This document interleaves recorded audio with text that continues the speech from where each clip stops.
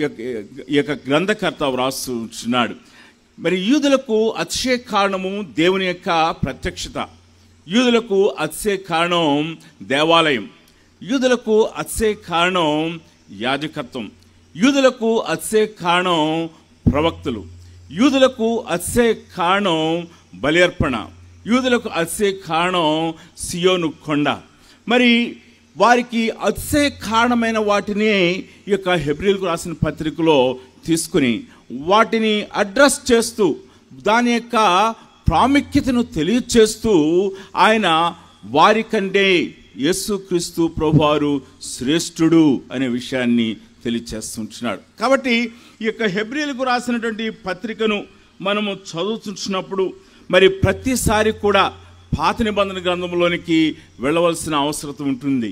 పాత నిబంధన గ్రంథంలో ఆ యొక్క విషయాన్ని ఎలా వివరించారో, ఆ సందర్భం ఏమిటో మనం తెలుసుకుని ఆ విధంగా ఈ యొక్క హెబ్రీయులకు రాసిన పత్రికను మనం ధ్యానం చేస్తున్నప్పుడు మనకి ఈ యొక్క హెబ్రీయులకు రాసిన పత్రికలో యేసుక్రీస్తు ప్రభువారు ఎంత అత్యున్నతమైన వాడో, యేసుక్రీస్తు ప్రభువారు ఆయన ఎంతటి అసమానమైనటువంటి దేవుడో మనకి గ్రాహ్యం అవుతుంటుంది. అయితే ఉదయకాల సమయంలో మనము చదువుకున్నటువంటి ఈ యొక్క వాక్య భాగాన్ని అనుసరించి మనము చాలా క్లుప్తంగా దేవుని యొక్క సన్నిధిలో, ఈ యొక్క మహాసభలలో మనము దేవుని సన్నిధిలో మరి ధైర్యంతో, నిరీక్షణతో, విశ్వాసముతో, మనం ఆయన సన్నిధిలో భయముతో మనం ఆయన సన్నిధిలో కనబడటానికి కారణాన్ని మీ ముందుంచాలని నేను ఆశపడుతున్నాను. ఈ యొక్క ఉపదేశం చేయటంలో లేక ఈ యొక్క వాక్య భాగాన్ని ఎంచుకున్నట్లో ముఖ్యమైన ఉద్దేశము ఏమిటంటే, మనము యేసుక్రీస్తు ప్రభువారి దగ్గరికి వచ్చేటప్పుడు మనము మరి యాదాలాపనగా వచ్చుట కాదు. యేసుక్రీస్తు ప్రభువారి యొక్క స్వరము వినుటలో మనము యాదాలాపనగా, మనము స్వేచ్ఛగా లేక మన యొక్క మరి విచ్చలవిడితనంతో కాకుండా భయముతో మనము ఏ దేవుని సన్నిధికి వస్తున్నామో, ఏ దేవుని సన్నిధిలో నిలబడుతున్నామో, ఏ దేవుని సన్నిధిలో మనము ప్రార్థిస్తున్నామో ఆ దేవుని సన్నిధిని గురించినటువంటి సీరియస్నెస్ని, ఆ దేవుని సన్నిధిని గురించినటువంటి ఆ యొక్క భయాన్ని కలిగి ఉండటానికి ఈ యొక్క ధ్యానము మరి ఆశీర్వాదకరంగా ఉంటుందని నేను నమ్ముతున్నాను. మరి హెబ్రీయులకు రాసిన పత్రికలో మనము చదువుతున్నప్పుడు ఇక్కడ యేసుక్రీస్తు ప్రభువారి యొక్క యాజకత్వం గురించి ఇక్కడ పౌలు మాట్లాడుతున్నాడు, లేక గ్రంథకర్త మాట్లాడుతూ ఉంటున్నాడు. యాజకత్వం, యేసుక్రీస్తు ప్రభువారు యాజకుడు అనే విషయాన్ని మనకి తెలియచేస్తుంటున్నాడు. యేసుక్రీస్తు ప్రభువారి యొక్క యాజక ధర్మము యొక్క అథెంటిసిటీ, యాజక ధర్మము యొక్క ఆ యొక్క ఒప్పుకోలును గురించిన విషయాన్ని, అది ఎంత ఖచ్చితమో, యేసుక్రీస్తు ప్రభువారి యొక్క యాజక ధర్మము ఎంత ఖచ్చితమో ఈ యొక్క పత్రికలో ఆయన వివరిస్తున్నాడు. ఈ యొక్క హెబ్రీయులకు రాసిన పత్రికలో యేసుక్రీస్తు ప్రభువారి యొక్క యాజక ధర్మమును గురించిన విషయానికి అనేకమైన అధ్యాయాల్ని మరి గ్రంథకర్త మరి ఆయన కేటాయించడానికి చూసినప్పుడు ఈ యొక్క యేసుక్రీస్తు ప్రభువారి యొక్క యాజకత్వం యొక్క ప్రాధాన్యతను, దాని యొక్క ఖచ్చితత్వాన్ని మనము రూఢిగా తెలుసుకొనగలము అనే విషయాన్ని ఈ యొక్క ఉదయకాల సమయంలో జ్ఞాపకం చేసుకోవలసిన వారమైంచున్నాం. ఇశ్రాయేల్ ప్రజల్లో వారి యొక్క దేశము ఏర్పడిన తరువాత మరి వారి యొక్క దేశ క్రమంలో, వారి యొక్క సమాజ క్రమంలో వారికి 3 ఆఫీసెస్ ఉన్నాయి. 3 మరి వ్యక్తులు పనిచేస్తూ ఉంటారు. దేవుడు ఇశ్రాయేలు ప్రజలను ఈ యొక్క 3 వ్యక్తుల ధర్మంతో ఆయన నడిపించాడు. మొట్టమొదటిగా మరి ప్రవక్త ధర్మం, ప్రవక్తలను ఆయన ఏర్పాటు చేశాడు. ఆయన ఇశ్రాయేలు సమాజాన్ని నడిపించుటకు ప్రవక్తలు వారికి ప్రాముఖ్యమైన వారుగా ఉంచున్నారు. ప్రవక్త దేవుని వర్తమానాన్ని రాజుల దగ్గరకు తీసుకుని వచ్చేవాడు, దేవుని యొక్క వర్తమానాన్ని ప్రజల్లోనికి తీసుకుని వెళ్ళేవాడు, దేవుని యొక్క వర్తమానాన్ని అన్ని జనుల్లోనికి కూడా తీసుకుని వెళ్ళేవాడు. కాబట్టి ప్రవక్త, the office of prophet, Israel యొక్క సమాజంలో ప్రాముఖ్యమైనదిగా మనం చూస్తూ ఉంటాం. దేవుడు ఏ వాక్యము చెప్పమంటాడో, దేవుని నోటి నుండి ఏ పలుకులు వచ్చాయో వాటిని వారు ప్రజలకు ప్రకటించేవారు. ప్రవక్త యొక్క పని, ప్రవక్త యొక్క ధర్మము ఇశ్రాయేల్ సమాజంలో ఉన్నది. రెండవ ధర్మము రాజు. వారికి ఇశ్రాయేల్ ప్రజలకు మొదటగా న్యాయాధిపతులను ఇచ్చినాడు, తర్వాత రాజును ఇచ్చినాడు. ఆయన దేవుని చేత అభిషేకించబడినటువంటి రాజులను గురించిన విషయాన్ని మనం చూస్తూ ఉంటాం. రాజుల చేత వారు పరిపాలన చేయబడినారు. ప్రవక్త మరి నైతికమైన విషయాలు, ఆత్మీయమైన విషయాలు బోధిస్తున్నట్లయితే రాజు పరిపాలన సంబంధమైన విషయాల్ని చూచుకునేటువంటి వాడు. ఆయన తన యొక్క ధర్మాన్ని అనుసరించి ఆయన రాజ్య పరిపాలన చేయవలసిన వాడు ఇచ్చినాడు. రాజు ధర్మము, రాజు యొక్క పని మనం చూస్తూ ఉంటాం. మూడవదిగా యాజక ధర్మం ఇచ్చినది. దేవునికి ప్రజలకును మధ్యన ప్రజల పక్షంగా దేవుని సన్నిధికి మరి విజ్ఞాపన చేసేటువంటి ఒక ప్రత్యేకించబడినటువంటి వ్యక్తిని ఇశ్రాయేలు సమాజంలో మనం చూస్తూ ఉంటున్నాం. కాబట్టి దేవుడైన యెహోవా ఇశ్రాయేలు ప్రజలను ఎలా దీవించి ఉన్నాడు అని అంటే, ఒక ప్రవక్తనిచ్చడం ద్వారా, లేక ప్రవక్తలను పంపించడం ద్వారా, ప్రవక్తలను పిలుచడం ద్వారా, ప్రవక్తలను నియమించడం ద్వారా ఆయన ఇశ్రాయేలు ప్రజలను దీవించి ఉన్నాడు. మరి ఆయన ఎలా ఇశ్రాయేలు ప్రజలను దీవించున్నాడు అని అంటే, రాజును అభిషేకించడం ద్వారా, రాజును నియమించడం ద్వారా ఇశ్రాయేలు ప్రజలను ఆయన ఆశీర్వదించినాడు. ఆయన ఎలా ఇశ్రాయేలు ప్రజలను ఆశీర్వదించినాడంటే, వారికి ఒక యాజకుని ఇచ్చడం ద్వారా ఇశ్రాయేలు ప్రజల్ని ఆయన ఆశీర్వదించినాడు. కాబట్టి ఇశ్రాయేలు ప్రజల యొక్క సమాజం ఆ యొక్క దేవుని యొక్క నియమాల్ని, దేవుని యొక్క ఆజ్ఞానుసారముగా ఒక రాజు, ఒక ప్రవక్త, ఒక యాజకుడిని కలిగి ఈ 3 ఆఫీసెస్ ఇశ్రాయేలు ప్రజల్లో ఉంటూ ఉండేవి. అయితే ఇక్కడ ఈ యొక్క గ్రంథకర్త యాజక ధర్మం గురించి ఇక్కడ మాట్లాడుతూ ఉంటున్నాడు. ఇశ్రాయేలు ప్రజలకు ప్రాముఖ్యమైనటువంటి ధర్మము యాజక ధర్మం. మనకి పాత నిబంధన గ్రంథంలో మనం చూస్తున్నట్లయితే, మనకి లేవీలకు రాసిన పత్రిక 8వ అధ్యాయంలో ఈ యొక్క లేవీయులకు రాసిన పత్రిక 8వ అధ్యాయంలో యాజకుని యొక్క అభిషేకమును గురించిన విషయాన్ని మనం చూస్తూ ఉంటాం. అతడు ప్రతిష్ఠితమైన వస్త్రాల్ని ధరించుకున్నాడు. ఆ వస్త్రముల గురించినటువంటి వర్ణనను మనం చూస్తూ ఉంటాం. ఏఫోదును పట్టుకొనవలసిన వాడుగా ఉంటున్నాడు. మరి అలాగనే ఆయన నడుములకు దట్టి ఉండవలసి ఉంటుంది. ఆ యొక్క పవిత్రమైన వస్త్రాలను, అభిషేకించబడిన, ప్రతిష్ఠించబడిన ఆ వస్త్రాలను ధరించిన ఆ యొక్క అహరోనును మరి మోషే అభిషేకించినట్లుగా, యాజకుడిగా అభిషేకించినట్లుగా మనం చూస్తూ ఉంటాం. అయితే ఈ యొక్క మోషే యాజకుడైనటువంటి అహరోను మాత్రమే కాదు, కానీ అహరోను యొక్క కుమారులను కూడా ఆయన అభిషేకించినట్లుగా మనం చూస్తూ ఉంటాం. లేవీకాండ గ్రంథంలో మనం చూస్తాము, నిర్గమకాండ గ్రంథంలో మనం చూస్తూ ఉంటాం. మనం గమనించినట్లయితే ఇశ్రాయేలు యొక్క ప్రజలను వాగ్దాన దేశంలోనికి తీసుకువెళ్ళేటువంటి క్రమంలో ఆయన ఐగుప్తు యొక్క దాస్యం నుంచి వారిని విడిపించిన తర్వాత, ఎర్ర సముద్రము దాటించిన తర్వాత అరణ్య మార్గం గుండా తీసుకుని వెళ్తూ వారికి లేఖనాలను ఇస్తున్నాడు. వారికి ఈ యొక్క పంచకాండాల గ్రంథాలను ఇస్తున్నాడు. లేఖనములను ఇచ్చడం మాత్రమే కాదు, దేవుని యొక్క ప్రత్యక్షతనిచ్చడం మాత్రమే కాదు, కానీ వారికి యొక్క ధర్మాన్ని ఇన్స్టిట్యూట్ చేస్తున్నాడు. ఇశ్రాయేలు ప్రజలకు ఈ యొక్క యాజక ధర్మాన్ని ఆయన ప్రతిష్ఠించినట్లుగా మనం చూస్తూ ఉంటున్నాం. మోషే నాయకుడిగా ఉన్నాడు, మోషే ప్రవక్తగా ఉంటున్నాడు, అహరోను యాజకుడిగా ఉంటున్నాడు.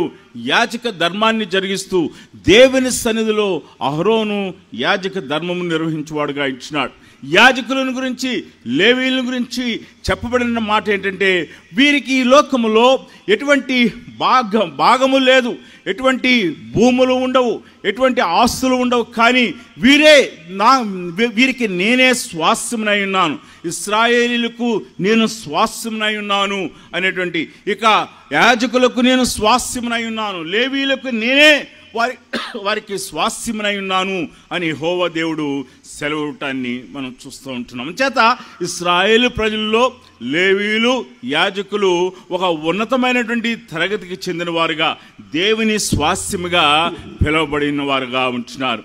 ఈ యొక్క కారణాన్ని బట్టి మరి పేతురు తను రాసినటువంటి పత్రికలు ఏముంటాడంటే, మీరు రాజులైన యాజక సమూహముగాను దేవుని సొత్తైన ప్రజలుగా ఉంచినారు. ఆ వర్ణనను మనం జ్ఞాపం చేసుకున్నట్లయితే, క్రీస్తు రక్తంలో కడగబడిన వారు ఎవరికి స్వాస్యము అంటే దేవునికి స్వాస్యము. క్రీస్తు రక్తంలో కడగబడిన వారి యొక్క స్వాస్యం ఏమిటంటే దేవుడే వారికి స్వాస్యంగా ఉన్నారు అనే విషయాన్ని మనం జ్ఞాపం చేసుకోవాల్సిన వారం అంటున్నాం. అంచేత ఈ యొక్క యాజక ధర్మము, అహరోను క్రమంలో ఉన్నటువంటి యాజక ధర్మము, అది ఇశ్రాయేలు ప్రజలు ఉన్నతమైనదిగా వారు భావించి ఉన్నారు. అహరోను క్రమము చొప్పున ఇశ్రాయేలు ప్రజలందరూ కూడా నడిపించబడి ఉన్నారు. అయితే అహరోను యొక్క యాజక క్రమము, యాజక ధర్మము ఇశ్రాయేలు ప్రజలను నడిపించుటకు మాత్రమే సరిపోయినది.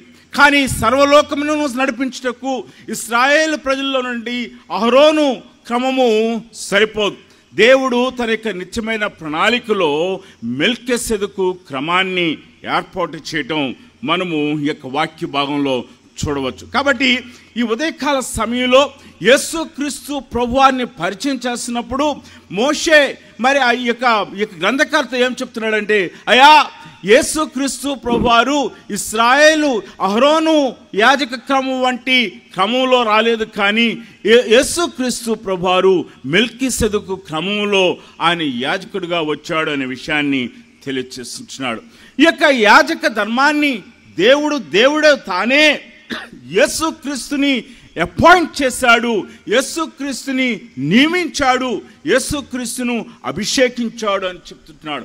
ఆయనను యేసుక్రీస్తు ప్రభువాన్ని నిత్యమైన సంకల్పంలో యాజకుడిగా ఉండుటకు దేవుని చేత పిలువబడిన వాడు అని చెప్తున్నాడు.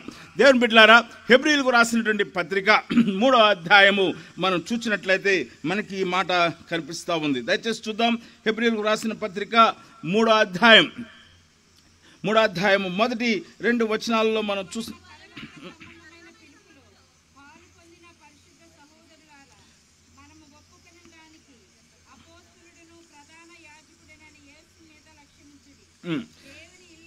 దేవుని ఇల్లంతటిలో మోషే నమ్మకముగా ఉండినట్లు ఈయన కూడా తన్ను నియమించిన వానికి నమ్మకముగా ఉండెను. ఈయన కూడా తన్ను నియమించిన వానికి నమ్మకముగా ఉండెను.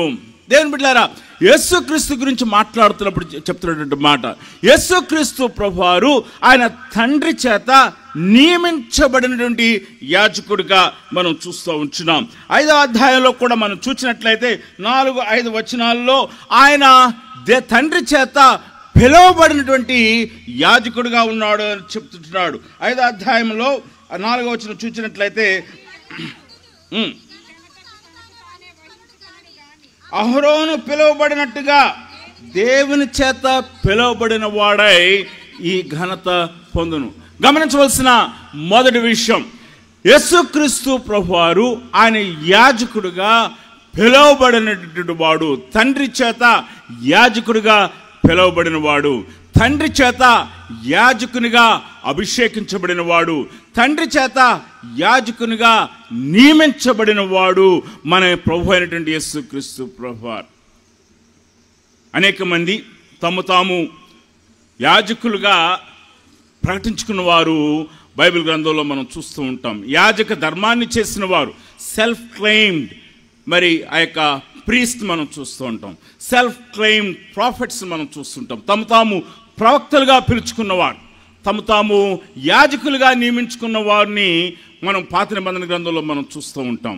దేవుని యొక్క వాక్యం వారి గురించి ఏమని సెలవిస్తుందంటే, తాము ప్రకటించుకున్న వారిని దేవుని వాక్యం ఏమని సెలవిస్తుందంటే, వారు అబద్ధ ప్రవక్తలు, అబద్ధ యాజకులు ఇచ్చినారు. దేవుని యొక్క ఉగ్రత, ఎవరైతే దేవుని యొక్క యాజక ధర్మాన్ని వారు ఉల్లంఘించి తాము యాజకులుగా ప్రవర్తించారో వారి మీదకి దేవుని యొక్క ఉగ్రత వెనువెంటనే వచ్చినట్లుగా దేవుని యొక్క వాక్యంలో మనం చూస్తూ ఉంటాం. కాబట్టి యేసుక్రీస్తు ప్రభువారు ఆయన తాను యాజకుడిగా ప్రకటించుకోలేదు. యేసుక్రీస్తు ప్రభువారు తాను యాజకుడిగా ఆయన ఘనత పొందలేదు, తాను మహింపరచుకోలేదు. కానీ ఆయన తండ్రి చేత యాజకుడిగా మన కొరకు నియమించబడి ఉన్నాడు. తండ్రి చేత యాజకుడిగా ఉండుటకు ఆయన పిలువబడిన వాడుగా ఉన్నాడు అనే విషయాన్ని ఈ ఉదయకాల సమయంలో మనం జ్ఞాపం చేసుకోవాల్సిన వారమైనాం. ప్రభునందు ప్రియమైనటువంటి దేవుని బిడ్డలారా, ఈ ఉదయకాల సమయంలో మనము యేసుక్రీస్తు ప్రభువారి దగ్గరకు వస్తున్నప్పుడు యేసుక్రీస్తు ప్రభువారి దగ్గరికి మనం ప్రార్థించడానికి వస్తున్నప్పుడు, యేసుక్రీస్తు ప్రభువారి దగ్గర మన పాపములు ఒప్పుకోవడానికి వస్తున్నప్పుడు, యేసుక్రీస్తు ప్రభువారి దగ్గర మన ప్రార్థన విన్నపములను చెప్పుకోవడానికి మనం వస్తున్నప్పుడు మనము జ్ఞాపం చేసుకోవాల్సినటువంటి మొదటి విషయం ఏమిటంటే, ఈ యొక్క యేసుక్రీస్తు ప్రభువారు శరీరధారిగా వచ్చినాడే కానీ ఈయన తండ్రి చేత అభిషేకించబడి, తండ్రి చేత ప్రత్యేకించబడి, తండ్రి చేత నియమించబడి, తండ్రి చేత పిలువబడి మన కొరకు యాజకుడుగా ఉండుట కొరకు అభిషేకించి పంపించబడిన వారు మన ప్రభు అయినటువంటి యేసుక్రీస్తు ప్రభువారు. ఆయన తండ్రి చేత నియమించబడిన వాడు, తండ్రి చేత పిలువబడిన వాడు, తండ్రి చేత పంపబడినటువంటి యాజకుడిగా మనం చూస్తూ ఉంటున్నాం. అయితే తండ్రి చేత పంపబడినటువంటి యేసుక్రీస్తు ప్రభువారు యొక్క యాజకుడు అయినటువంటి యేసుక్రీస్తు ప్రభువారు మన మధ్యకు వస్తుంటున్నప్పుడు, మన ముందు నిలబడుతున్నప్పుడు, యాజక ధర్మం చేయడానికి ఆయన నీ దగ్గర ఎదురు చూస్తున్నప్పుడు, ఈ యొక్క యాజకుని దగ్గర మన యొక్క వైఖరి ఎట్లా ఉంది, మన యొక్క వైఖరి ఎట్లా ఉంది, మన యొక్క ప్రార్థన ఎట్లా ఉంది, మన యాజకుని దగ్గర మన వ్యవహారం ఎట్లా ఉంది, ఈ యొక్క పెండాల్లో మన వ్యవహారం ఎలా ఉంది, మన ప్రార్థన ఎలా ఉంది. దేవుని యొక్క వాక్యంలో లూకా సువార్త మనకు 2 నెలల క్రితం మనం క్రిస్మస్ కార్యక్రమాలు జరిగించుకున్నాం. మరి దేవుని యొక్క వాక్యంలో లూకా సువార్త 1వ అధ్యాయంలో అక్కడ ఒక సమాజం కనిపిస్తూ ఉన్నారు. అక్కడ జకర్యా తన యొక్క యాజక ధర్మం చొప్పున ఆయన మరి దేవుని యొక్క సన్నిధిలోనికి వెళ్తున్నాడు. ఇది ఒక యాజక కుటుంబంగా మనం చూస్తూ ఉంటున్నాం. ఈ జకర్యా యొక్క యాజక క్రమాన్ని తెలియచేస్తున్నాడు 1వ అధ్యాయంలో 5వ వచనంలో. అలాగనే మరి అతని యొక్క భార్య అయినటువంటి ఎలిజబెత్ అహరోను కుమార్తెలు ఒకటిగా పరిచయం చేస్తూ ఉంటున్నాడు. ఈ యొక్క యాజక ధర్మం జరిగిస్తున్నటువంటి జకర్యా దేవుని యొక్క ఆలయంలోనికి వెళ్ళినప్పుడు, యాజకుడుగా ఆయన దేవుని సన్నిధిలో విజ్ఞాపన చేస్తున్నప్పుడు బయట ప్రజలు ప్రార్థన చేయుచుండిరి. దయచేసి ఆ మాటను చదువుదానని ఆశపడుతున్నాను. జకర్యా తన తరగతి క్రమము చొప్పున దేవుని ఎదుట యాజక ధర్మము జరిగించుచుండగా, యాజక మర్యాద చొప్పున ప్రభు ఆలయంలోనికి వెళ్ళి ధూపం వేటుకు అతని వంతు వచ్చెను. ధూప సమయమందు ప్రజల సమూహమంతయు వెలుపల ప్రార్థన చేయుచుండగా. చాలు, ప్రజలు ఏం చేస్తున్నారు? దేవుని ప్రజలు వారు ఏం చేస్తున్నారు? ప్రార్థన చేయుచుండగా. యాజకుడు ధూప సమయంలో ధూపం వేసినప్పుడు బయట వెలుపలున్న ప్రజలు వారు ప్రార్థన చేస్తున్నారు. మన ప్రభువారు యేసుక్రీస్తు ప్రభువారు మన ప్రధాన యాజకుడు, తండ్రి చేత పిలువబడినటువంటి ప్రధాన యాజకుడు, తండ్రి చేత అపాయింట్ చేయబడినటువంటి యొక్క ప్రధాన యాజకుడు, తండ్రి కుడిపార్శ్వమందు ఆయన విజ్ఞాపన చేయుచుండగా మనం ఏం చేయాలి? వెలుపల ఉన్నటువంటి మనము ఏం చేయాలి? ప్రార్థన చేయవలసిన వారు మంచి, ప్రార్థన విజ్ఞాపన చేయవలసిన వారు మంచిను. ఎక్కడైతే ఇక్కడ జకర్యా దేవుని సన్నిధిలో ధూపం వేస్తున్నప్పుడు, బయట వెలుపల ప్రజలు ప్రార్థన చేస్తున్నప్పుడు అక్కడ ఒక అద్భుతం జరిగింది. ఆ అద్భుతం ఏంటంటే, ఇశ్రాయేలు ప్రజలను తప్పుద్రోవల నుంచి నడిపిస్తున్న ప్రజలను సరైన మార్గంలోనికి, పశ్చాత్తాప మార్గంలోనికి నడిపించడానికి యోహాను పంపించి ఉన్నాడు.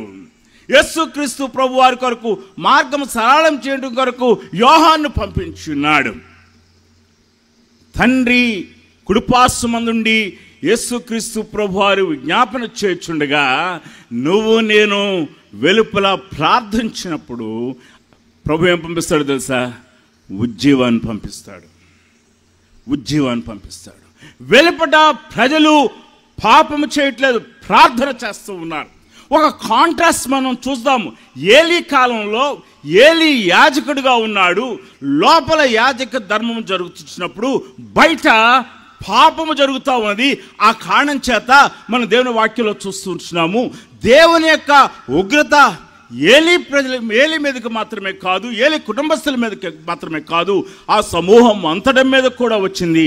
ఆ యొక్క ఉగ్రత ఏమిటంటే, మందసము ఇశ్రాయేలు ప్రజల నుంచి తీసివేయబడింది. దేవుని మహిమ వెడలిపోయాను అని మనం చూస్తూ ఉంటున్నాం. ఉదయ సమయంలో మన యాజకుడైనటువంటి యేసుక్రీస్తు ప్రభువారి దగ్గర మన యొక్క ప్రవర్తన ఎలా ఉన్నది? ఆయన తండ్రి చేత పిలువబడినవాడు, ప్రత్యేకించబడినవాడు, ఆయన పంపించబడినవాడు మన ప్రభు అయినటువంటి యేసుక్రీస్తు వారు. రెండవ లక్షణాన్ని మనం చూసినట్లయితే ఈయన అహరోను కంటే శ్రేష్ఠుడు అని చెప్తున్నాడు. హెబ్రీయులకు రాసిన పత్రిక 7వ అధ్యాయంలో మొట్టమొదటిగా ఈయన దేవుని చేత ఏర్పాటు చేయబడిన వాడు, పిలువబడిన వాడు అని మనం చూస్తున్నాం. రెండవదిగా ఈయన అహరోను కంటే శ్రేష్ఠుడు. హెబ్రీయులకు రాసిన పత్రిక 7వ అధ్యాయంలో మనం చూసినట్లయితే మనకి ఈ మాట కనిపిస్తూ ఉంది. దయచేసి చూద్దాం. 7వ అధ్యాయంలో మరి 11వ వచనంలో మనం చూసినట్లయితే, ఆ లేవీయులు యాజకులైండగా ప్రజలకు ధర్మము ఇవ్వబడెను గనుక ఆ యాజకుల వలన సంపూర్ణ సిద్ధి కలిగిన ఎడల అహరోను క్రమములో చేరిన వాడని చెప్పబడక మెల్కీసెదెకు క్రమము చొప్పున ఈయన అహరోను క్రమంలో చేరిన వాడు కాడు. 11వ అధ్యాయంలో మనం 16వ వచనంలో మనం చూసినట్లయితే 16వ వచనంలో కూడా ఆయన మనం అదే మాట మనం చూస్తూ ఉన్నాం. శరీరానుసారంగా నెరవేర్చబడు ఆజ్ఞగల ధర్మశాస్త్రమును బట్టి కాక నాశనము లేని జీవమునకున్న శక్తిని బట్టి నియమింపబడి మెల్కీసెదెకు పోలిన వాడైన వేరొక యాజకుడు వచ్చి ఉన్నాడు. ఈయన అహరోను క్రమంలో లేకుండా మెల్కీసెదెకు క్రమంలో ఈయన యాజకుడుగా ఉన్నాడు అనే విషయాన్ని తెలియజేస్తున్నాడు. 8వ అధ్యాయము మొదటి 2 వచనాలు నేను చదువుతున్నాను. మేము వివరించిన సంగతుల్లోని సారాంశం ఏదనగా, మనకు అట్టి ప్రధాన యాజకుడు ఒకడున్నాడు. ఆయన పరిశుద్ధాలయమునకు అనగా మనుష్యుడు కాక ప్రభువే స్థాపించిన నిజమైన గుడారమునకు పరిచారకుడైండి పరలోకమందు మహామోహుని సింహాసమందు కుడిపార్శ్వమందు ఆసీనుడై ఉన్నాడు. మరి కింద వచనాల్లో మనం చూస్తూ ఉంటాము, అహరోను క్రమంలోని యాజకులు చనిపోతారు, మరి యొక్క యాజకుడు వస్తాడు. కానీ యేసుక్రీస్తు ప్రభువారు అహరోను క్రమం యొక్క యాజకుడు కాడు. ఈ యొక్క యేసుక్రీస్తు ప్రభువారు ఆయన మెల్కీసెదెకు క్రమం యొక్క యాజకుడు కనుక అహరోను క్రమం యొక్క యాజకుడు చనిపోతూ ఉన్నాడు. అహరోను క్రమం యొక్క యాజకుడు ధర్మశాస్త్రము అతనికి ఇవ్వబడింది. కానీ మెల్కీసెదెకు క్రమం యొక్క యాజకుడు దేవుని యొక్క నియమము చొప్పున ఆయన పరిచర్య చేస్తున్నాడు అని చెప్తున్నాడు. మరి 7వ అధ్యాయంలోనికి మనం వస్తాము. 7వ అధ్యాయంలోనికి వచ్చినప్పుడు 13వ వచనం, ఎవని గూర్చి ఈ సంగతులు చెప్పబడును, ఆయన వేరొక గోత్రములో పుట్టాను, ఆ గోత్రంలోని వాడెవడును బలిపీఠం వద్ద పరిచర్య చేయలేదు. మన ప్రభు యూదా సంతానమందు జన్మించిన మాట స్పష్టమే. ఆ గోత్ర విషయంలో యాజకులను గూర్చి మోషే ఏమీ చెప్పలేదు. మరియు శరీరానుసారంగా నెరవేర్చబడు ఆజ్ఞలు గల ధర్మశాస్త్రమును బట్టి నాశనము లేని జీవముకున్న శక్తిని బట్టి నియమించబడి, ఆ మాట మనం అండర్లైన్ చేసుకోవాలి. నాశనము లేని జీవమునకున్న శక్తిని బట్టి ఆయన నియమించబడెను. యేసుక్రీస్తు ప్రభువారు ఆయన తండ్రి యొక్క నియమములో యాజక ధర్మమును జరిగిస్తున్నాడు. కాబట్టి చూడండి, మెల్కీసెదెకును పోలిన వాడై వేరొక యాజకుడు వచ్చినాడు. కావున మేము చెప్పిన సంగతి మరింత విశుద్ధమై ఉన్నది. ప్రభునందు ప్రియమైన దేవుని బిడ్డలారా, ఉదయకాల సమయంలో మన ముందున్నటువంటి యేసుక్రీస్తు ప్రభువారు తండ్రి చేత పిలువబడిన వాడు, ఏర్పాటు చేయబడిన యాజకుడు మాత్రమే కాదు, ఈయన అహరోను కంటే శ్రేష్టమైనటువంటి యాజక క్రమం కలిగిన వాడు.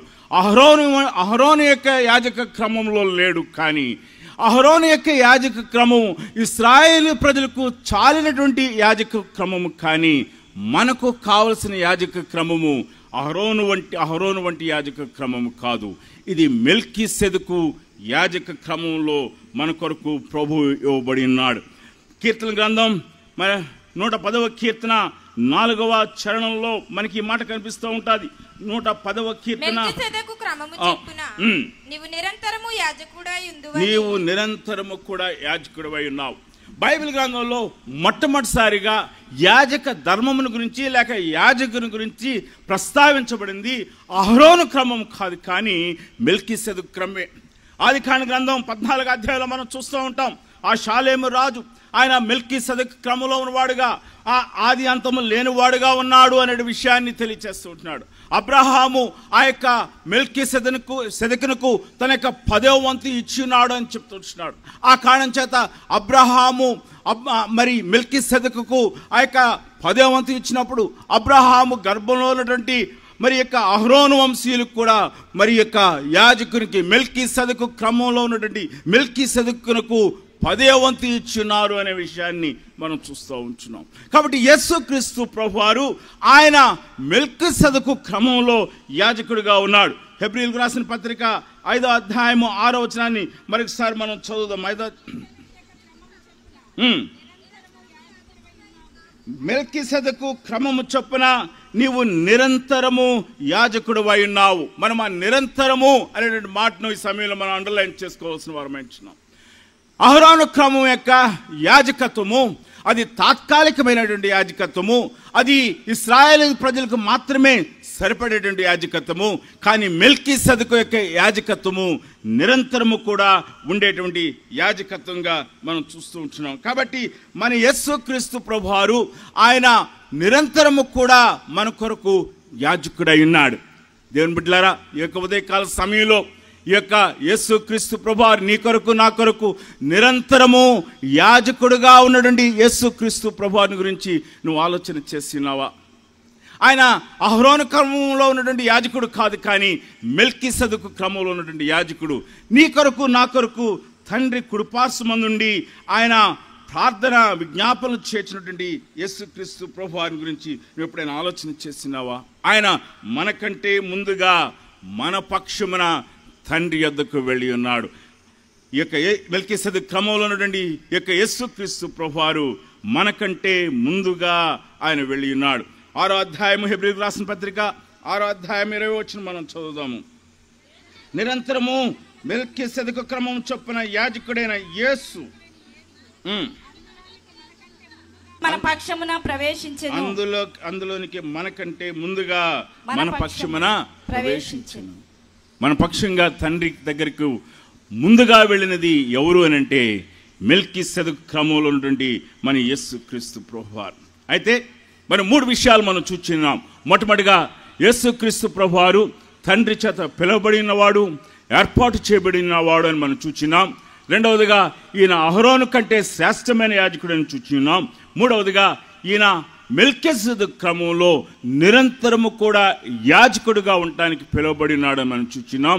ఈయన తండ్రి సన్నిధికి మనకంటే ముందుగా వెళ్ళి ఉన్నాడు. మన కొరకు నిరంతరము విజ్ఞాపన చేసేటువంటి దైవ క్రమంలో యేసుక్రీస్తు ప్రభువారు మన కొరకు నిరంతరము విజ్ఞాపన చేసేటువంటి ఆ గొప్పదైనటువంటి ధన్యతలోనికి మనం ఉన్నాము అనే విషయాన్ని ఉదయకాల సమయంలో జ్ఞాపం చేసుకోవాలి. ఇట్టి యాజకుని దగ్గర నీ యొక్క స్పందన ఏంటి? ఇట్టి యాజకుని దగ్గర నీ యొక్క ప్రార్థన ఏమైంచినది? ఇట్టి యాజకుని దగ్గర నీ యొక్క వైఖరి ఏమైనది? నీ వ్యవహారం ఏమైనది? Are you serious with this priest that is before us, who is before us? ఈ యాజకుడు ఈ ఉదయకాల సమయంలో నీ ముందు ఉన్నాడు. ఆయన ప్రతిష్ఠిత వస్త్రములు ధరించిన వాడై పునరుద్ధానుడైనటువంటి యేసుక్రీస్తు ప్రభువారు ఆత్మరూపిగా యాజకుడిగా నీ ముందు ఉన్నాడు. మన యొక్క వ్యవహార శైలి ఎలా ఉన్నది? ఆయన తన సొంత రక్తంతో పరిశుద్ధమైన సన్నిధికి మన పక్షంగా మన పాపములను మోసుకొని వెళ్ళి తండ్రి దగ్గర మన కొరకు విజ్ఞాపన చేస్తున్నాడు. మరి ఈ యొక్క యాజకుని ఎడల మన యొక్క వైఖరి ఏమైనది? హెబ్రీయులకు రాసిన పత్రిక అద్భుతమైన పత్రిక. మీరు ఒక్క స్టాన్స్లో చదివితే 13 అధ్యాయాలు 30 నుంచి 40 నిమిషాల్లో మనం చదవచ్చు. చదవండి. ఒకసారి కాదు, 2 సార్లు కాదు, 5 సార్లు కాదు, 10 సార్లు చదవండి. ఇక యాజక ధర్మం గురించిన సత్యాలని మనం చూస్తూ ఉంటాం. When you read it, your prayer before this priest will never be the same again. మనము మన యొక్క ప్రార్థన విధానం అంతా కూడా మారిపోతుంది. ఎందుకంటే ఈ యాజకుడు తండ్రి చేత ఏర్పాటు చేయబడినటువంటి యాజకుడు ఎంచినాడు. ఈ యాజకుడు తండ్రి చేత ఏర్పాటు చేయబడినప్పుడు మనకి ఎంత రూఢిపరుస్తున్నాడు అని అంటే ఈయన ప్రమాణము చేత పంపించబడ్డాడు అంటాడు. దయచేసి చూద్దాం. మరి హెబ్రీయులకు రాసిన పత్రిక 7వ అధ్యాయంలో మరి ఆయన ఈ మాట చెప్తుంటాడు. 7వ అధ్యాయము 20వ వచనంలో మరియు ప్రమాణము లేకుండా యేసు యాజకుడు కాలేదు గనుక యేసు యాజకుడు కాలేదు కనుక ఆయన మరి శ్రేష్టమైన నిబంధనకు పూట కాపాయెను. వారైతే ప్రమాణము లేకుండా లేకుండా యాజకులగుదురు గాని ఈయన నీవు నిరంతరము యాజకుడై ఉన్నావని ప్రభువు ప్రమాణము చేసెను. సరిపోతుందండి. నిరంతరము కూడా యాజకుడు ఉన్నావని ప్రభువు ప్రమాణము చేసెను. బైబిల్ గ్రంథంలో ప్రభువు మాట అవునంటే అవును, కాదంటే కాదు. కీర్తన గ్రంథం 29వ కీర్తనలో మరి యెహోవా స్వరము బలమైనది, యెహోవా స్వరము, యెహోవా స్వరము, యెహోవా స్వరం అనేటువంటి మాటను అనేక సార్లు మనం చూస్తూ ఉంటాం. ఆయన కలుగురుగా కంటే ఈ సృష్టి అంతా కూడా ఉనికిలోనికి వచ్చినది. ప్రభువు ఒక విషయాన్ని మనకు పూర్తిగా స్థిరపరచడం కొరకు ప్రమాణపూర్వకంగా మాట్లాడిన సందర్భాలు ఉన్నాయి. ఆయన తన తోడని ఒట్టు పెట్టుకున్న సందర్భాలు ఉన్నాయి. ఆదికాండ గ్రంథంలో మనం చూస్తూ ఉంటాం. అబ్రహామునకు వాగ్దానం చేసినటువంటి దేవుడు, వాగ్దాన పురుషుని గురించి మాట్లాడుతున్నటువంటి దేవుడు, ఇస్సాకుని గురించి, ఇస్సాకు ద్వారా ఆయన ఏర్పాటు చేయబడే దేశం గురించి మాట్లాడుతున్నప్పుడు ఆయన చెప్పాడు తన తోడని ఓటు పెట్టుకుని ఉన్నాడు. ప్రమాణపూర్వకంగా ఆయన వాగ్దానం మాట ఇచ్చినాడు.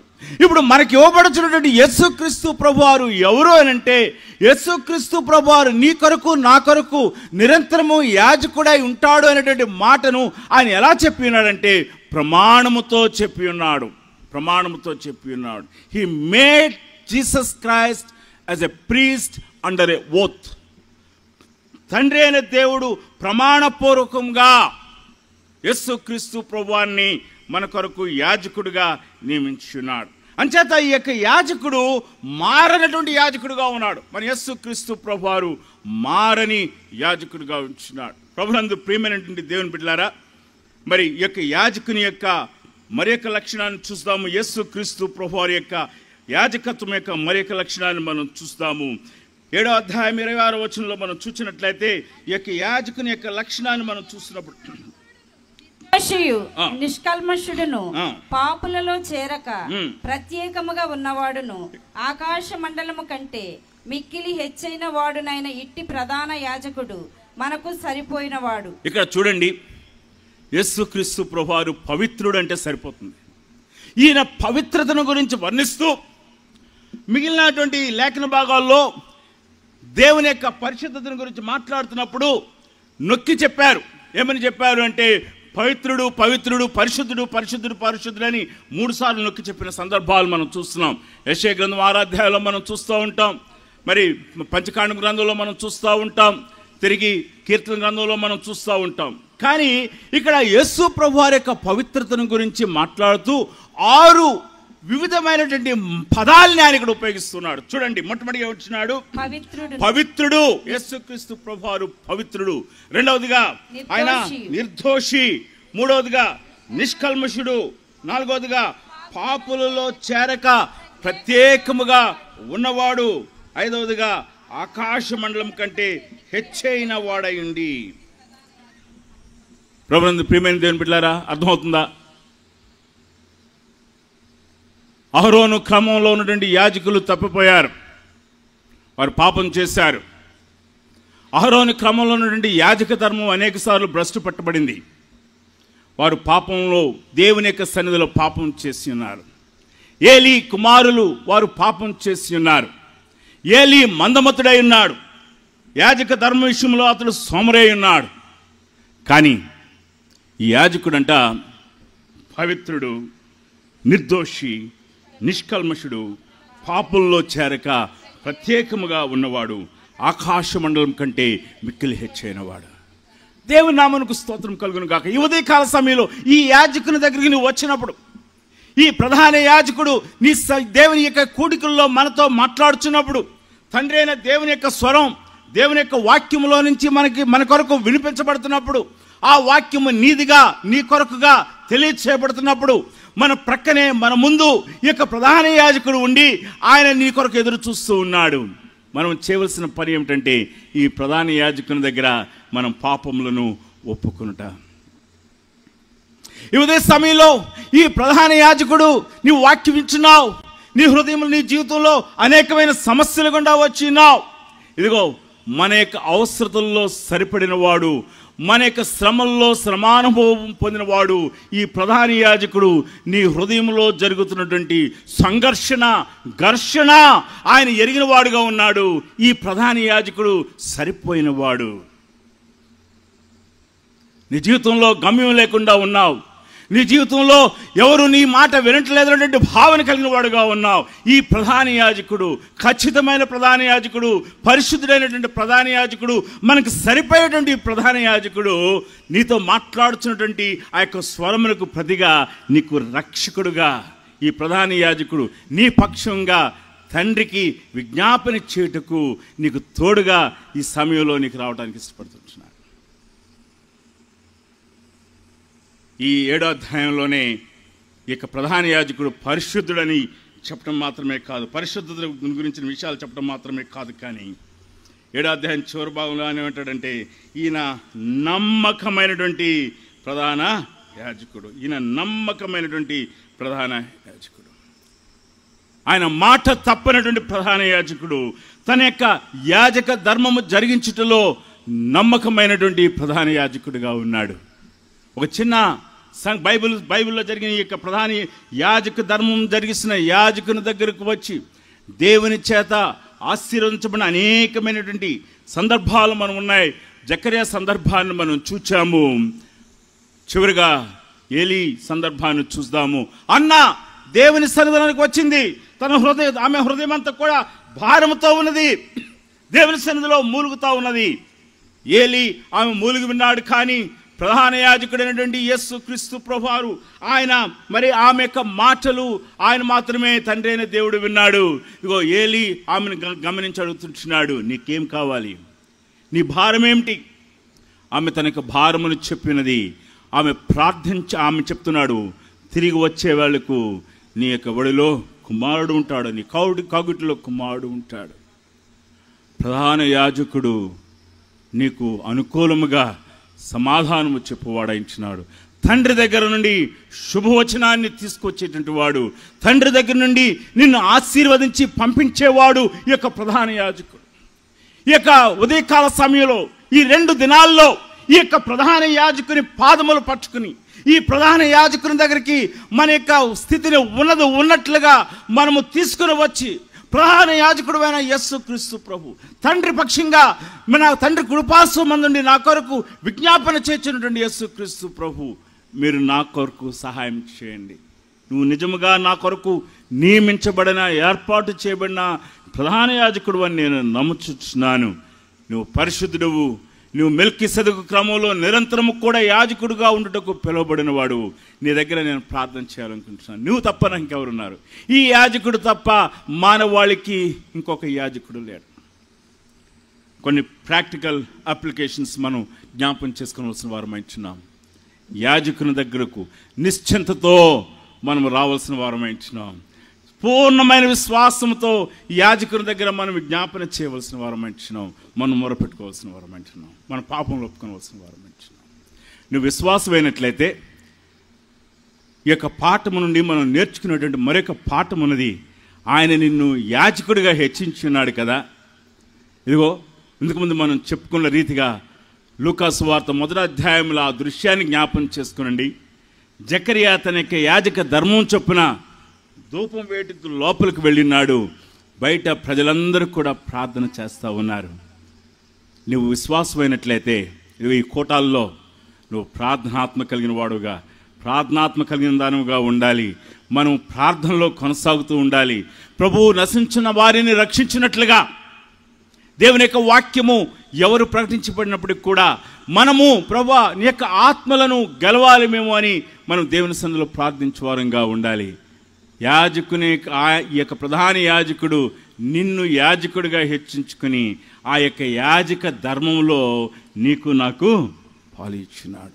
కొత్త నిబంధన గ్రంథం చాలాసార్లు మనము పత్రికల భాగాలు చదువుతుంటాం, కానీ పౌలు రాసినటువంటి పత్రికల్లో పౌలు విజ్ఞాపనలు చూడండి.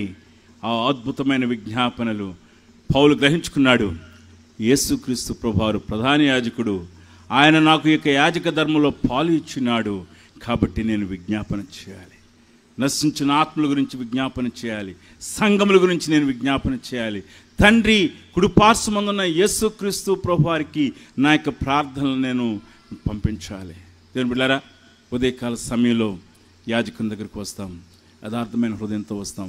పాపం విషయమే పాపం చేసిన వారమైతే మన పాపములని ఈ ఉదయకాల సమయంలో ఒప్పుకుందాం. పశ్చాత్తాపడి ఈ యొక్క ప్రధాన యాజకుని యొక్క ఆశీర్వాదపు మాటలతో ఆయన చేత దీవించబడి మనం ఇక్కడి నుంచి వెళ్దాం. సమస్యలతో వచ్చినట్లయితే మన సమస్యలను ఆయన దగ్గర ఒప్పుకొని, మన సమస్యలను ఆయన దగ్గర విన్నవించుకుని, ప్రభా నీవు నన్ను దీవించు, నాకు విడుదలను కలుగచేయి. మనకేమి కూడా లేదు, దేవుని యొక్క వాక్యంలో బలపడాలని మనం వచ్చినాం. ప్రభా నశించున్న వారి కొరకు నేను విజ్ఞాపన చేస్తున్నాను. ప్రధాన యాజకుని దగ్గర ప్రార్థించుటకు, నిజముగా ప్రార్థించుటకు, మనం హృదయము తెరిచి ప్రార్థించుటకు ప్రభువు తన కృపను అనుగ్రహించును గాక. తల వంచుకుందాం, ప్రార్థన చేసుకుందాం.